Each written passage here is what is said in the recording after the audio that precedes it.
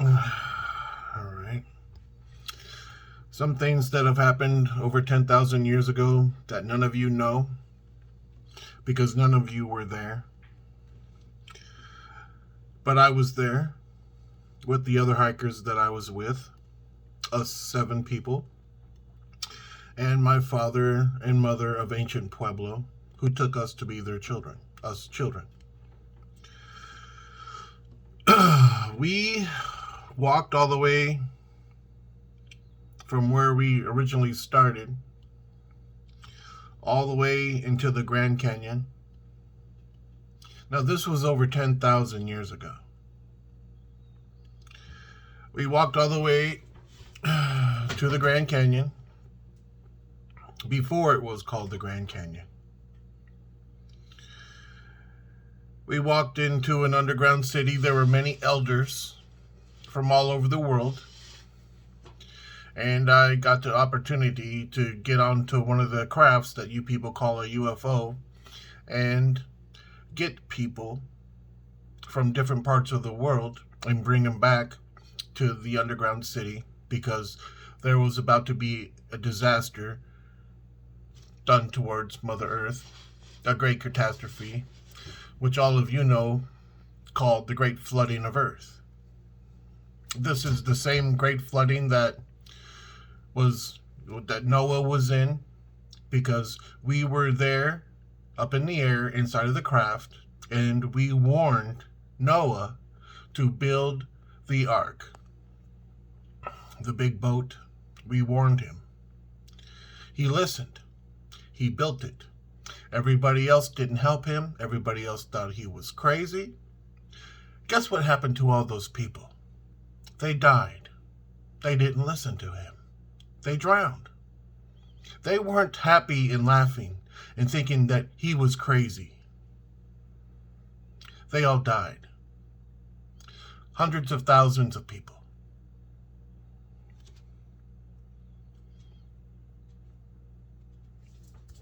We were also taken to a place where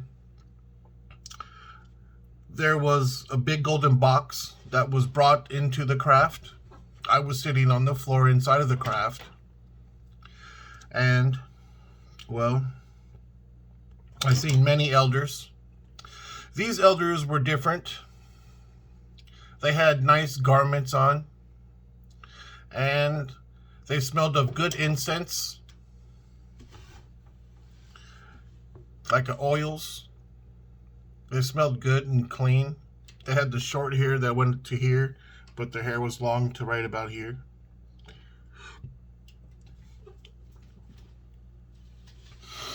And they brought in the big golden box. My stomach was all tore up because I had the bad diarrhea. But they brought aboard the big golden box. I was sitting on the floor inside of the craft. And, many elders brought it aboard. And many things with them. Basically loaded up the craft. And we took off back to the underground city. But before, we went we went around warning people about things that were going to happen. Some of the elders listened, some of the elders didn't. And anyway, we headed back to the underground city. They offloaded what they had brought aboard the craft, everybody. I sat on the floor inside of the cave, inside of the underground city, in one of the cave rooms by the front. And an Egyptian queen, she handed me a woven basket with small corn in it. And I was sitting there eating the small corn out of a woven basket. And a man had many flutes tied together. Many flutes. They were all tied together, but the flutes were as long as he was. And he was playing the music, and I was smiling, enjoying this. And he had a mate, and I wanted them to come into the underground city, and it was allowed because they made me happy.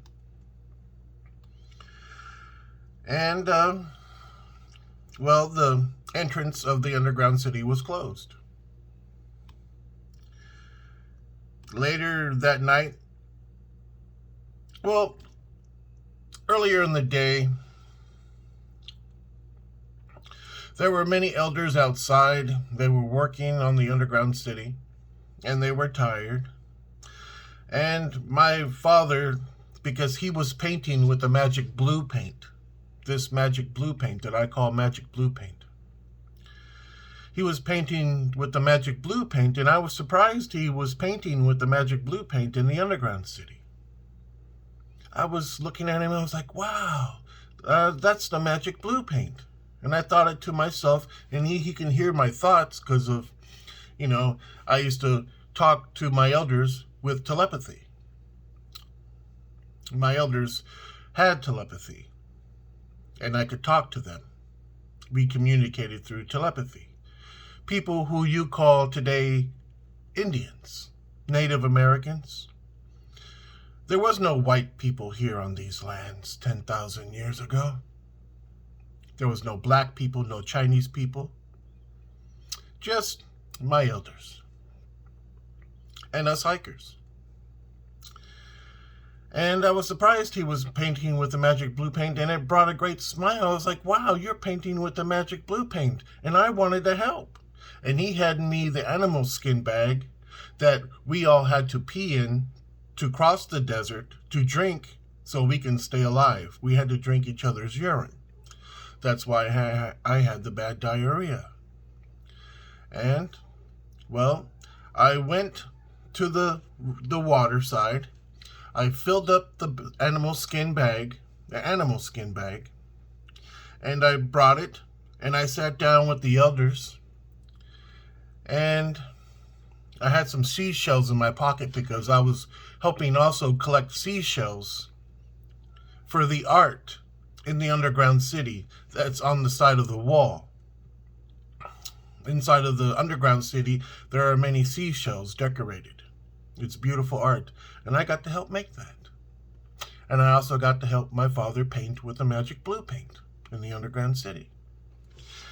And, well, he told me to go get water. I sat down with the elders after I got the water with the animal skin bag, and I handed them, and they were like, no, don't drink that. That had urine in it. And I forgot. And, I was just sitting down looking. My elders, 10,000 years ago, some of them had very different characteristics on their person.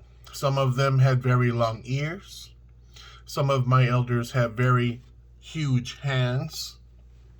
Some of my elders had very big feet. And some of my elders have very big noses. But, I was sitting there and I was noticing that the other elders were kind of like laughing at the elders who were different. And I thought to myself, and I'm pretty sure that the other elders heard this, I go, well, the Great Spirit loves them more than they do about the people who are laughing at them. The Great Spirit loves the people who are different more than the people who are laughing at them, because he made them more beautiful than the others have, with their different characteristics. And they all shut up when they didn't think what I said was funny. They heard what I said, and they thought, well, this is true. And they looked at me, all of them, and I was like, uh-oh. And I go back inside the underground city, and I give my father the animal skin bag that's full of water that we all had a drink of. And, but before it was full of urine. Well, as much as we can pee into the bag anyway. And, he used it to, make the magic blue paint. And it's still there today, the magic blue paint. And the seashell art that I helped make over 10,000 years ago in the underground city. Now, when a kid paints, when a child paints, when a kid paints, Well, you're going to see paint on his hands, his face, his pants, his shirt, all over him. Well, that's pretty much what I had all over me. The magic blue paint. I was helping my father. Anyway, it got dark. Everybody, well, let me tell you this first. There were many elders from all over the lands, okay, in the underground city. And they all brought religion with them, words of wisdom. The stone tablets, the Ark of the Covenant, the big golden box was in the underground city. There were many tablets, some made of jade, because Thoth was there, of Egypt, and people who was with Thoth.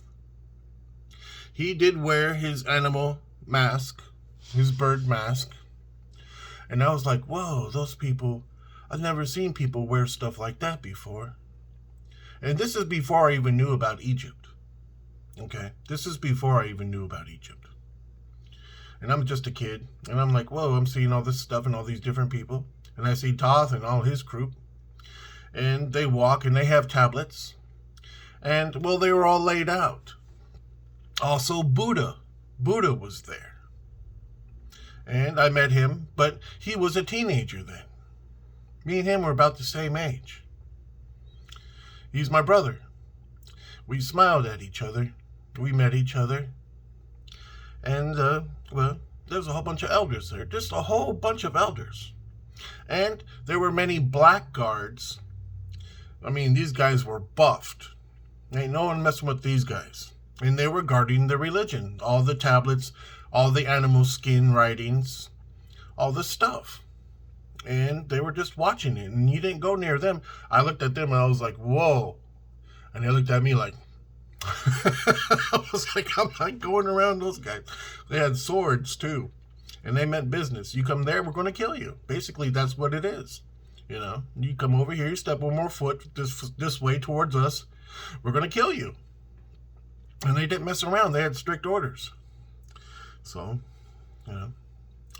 But later that night, I woke up and something called to me. Now, I'm not a fan of getting in other people's stuff, especially stuff that don't belong to me, especially stuff that can get me in deep shit, in deep trouble. I'm not a fan of getting in trouble, period. Okay? I just don't sneak around and do stuff, you know. But I did always hope to find a refrigerator full of food. But I never found a refrigerator because those weren't invented yet. That was back in time over 10,000 years. And I was in an underground city that is still located in the Grand Canyon. Some of you people might have heard of this underground city. Well, I actually got to be there and help with the seashell art and help my father paint with the magic blue paint. I had it all over me. Anyway, we wake up. We're inside of the 7 of us, hikers, including my father and mother. We're inside of one of the underground caves, inside of one of the underground cave rooms in the underground city. And there was a ton of people there. Anyway, this was late. Everybody's asleep, and I accidentally just wake up. I don't know. Something called to me. You know, it was like, I kept on hearing it. This is after the fact that I've died back in time before my natural childbirth and went to heaven and fought evil. All the others knew this about me. They knew that I was this child who of heaven and of a time traveler, backwards and forwards migration, lost because I was driving a UFO with extraterrestrials from another world. They knew about me very well because I was always writing on the rocks. I made petroglyphs when I was a kid. I used to make the petroglyphs with my elders. This is why I know everything about them. I used to help make them. And I was just a little kid. It's a very spiritual process, especially when you died and went to heaven and came back inside of your own being and started walking Mother Earth again. And then you have your spirit up above you. And you're on Earth at the same time. Still this way today. I am. Anyway, I wake up in the underground city. Everybody's asleep.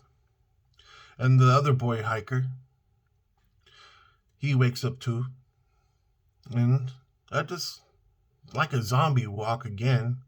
But not really like a zombie walk. More like something's calling me walk. And to go there.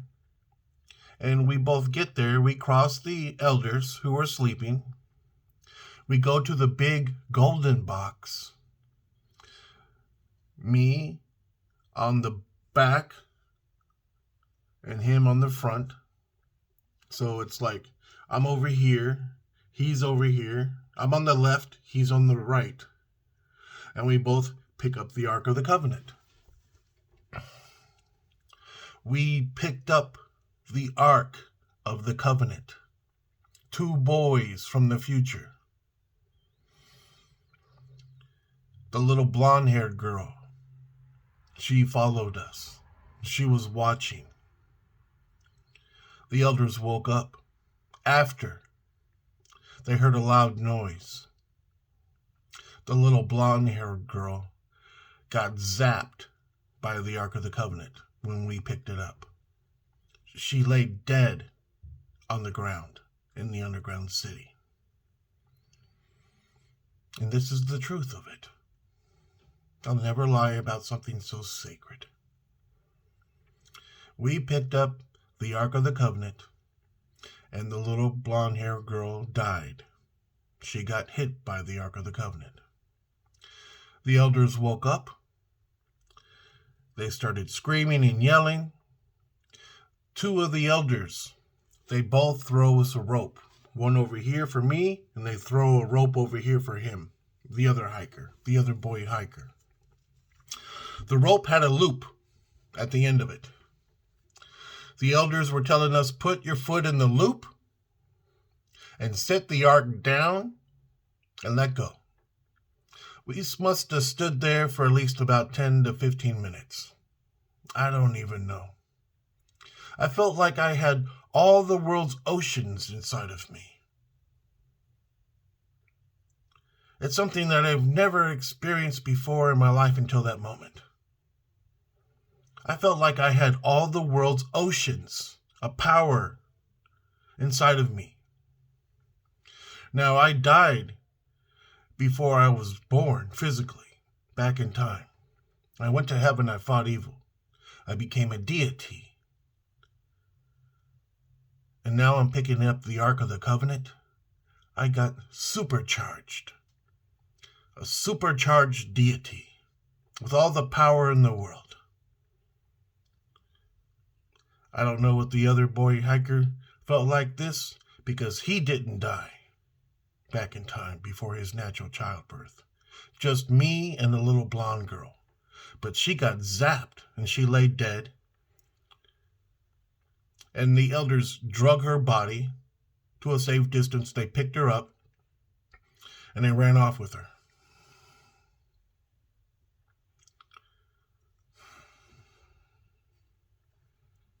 It's something that I'm not proud of, but proud of that I picked up the Ark of the Covenant. I felt it was the right thing to do because it actually called to me. And I seen angels. And one of those angels over my head was me.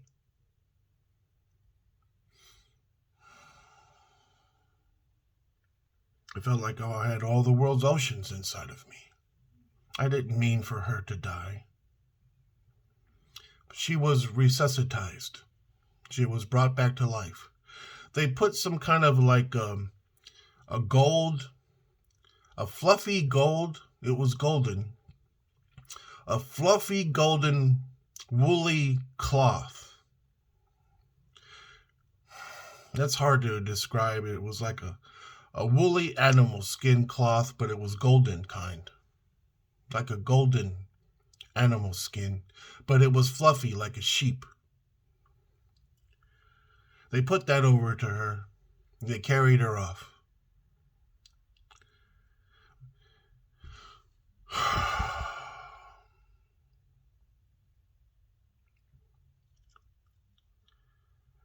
We put down the Ark of the Covenant. I let go. He let go. The staff member, he was pushing everybody back. He grabbed me and the other boys. He grabbed me and the other boy, and he lifted up. I was wearing my jacket. He was lifting me up like this, and come on. Come on. And he grabbed him. He set me down in front of someone had carved an image of Buddha's likeness inside of the underground city on the wall, on the floor. And he told me, sit right here. You look at this, don't go nowhere. And he took the other boy and they, sat him down.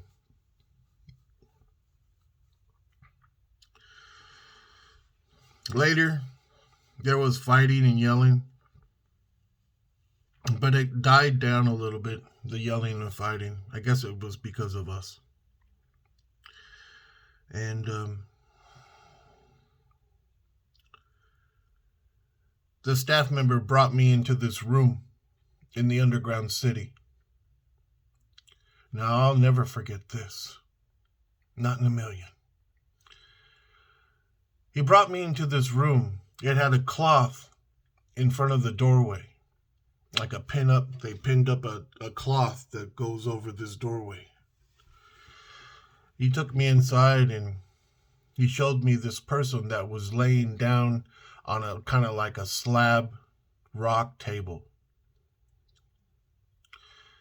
He goes, come here. There was like candles lit and stuff everywhere inside of here. And there was all kinds of things around in this small little underground cave room in the underground city.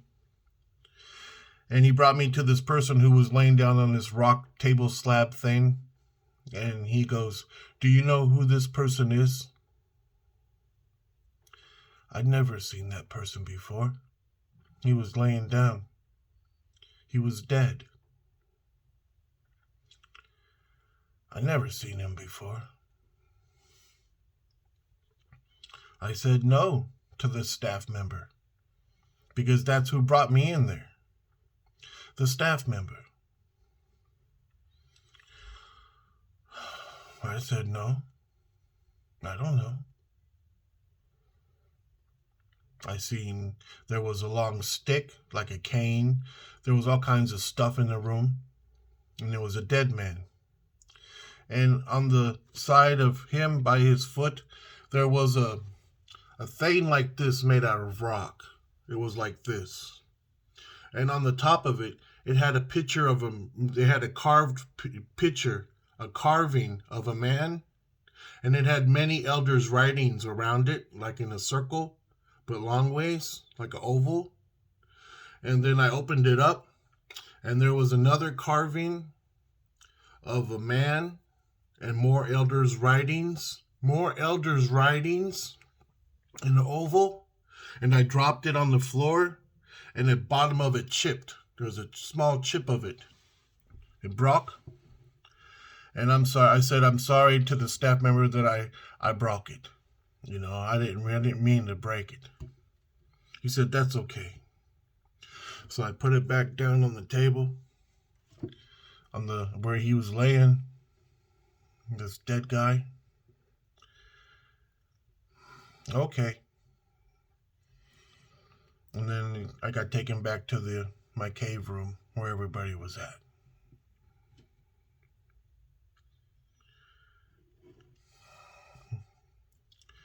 And then after the great flooding of earth, the whole underground city shook.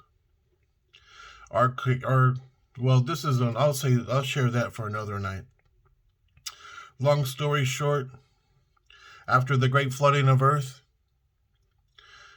I got to help carry the Ark of the Covenant. The elders gave me a rope and they tied it around my foot, and I got to help carry the Ark of the Covenant. Me and the other boy hiker. I got to help carry it. That is one of the most sacred things I've ever done in my life, and I'll never lie about it. And this isn't something that you make fun of. This is very serious. This is very important. By knowing me, you actually met somebody or listened to somebody who was actually got to carry the Ark of the Covenant from the underground city in the Grand Canyon over 10,000 years ago. And I was just a little kid.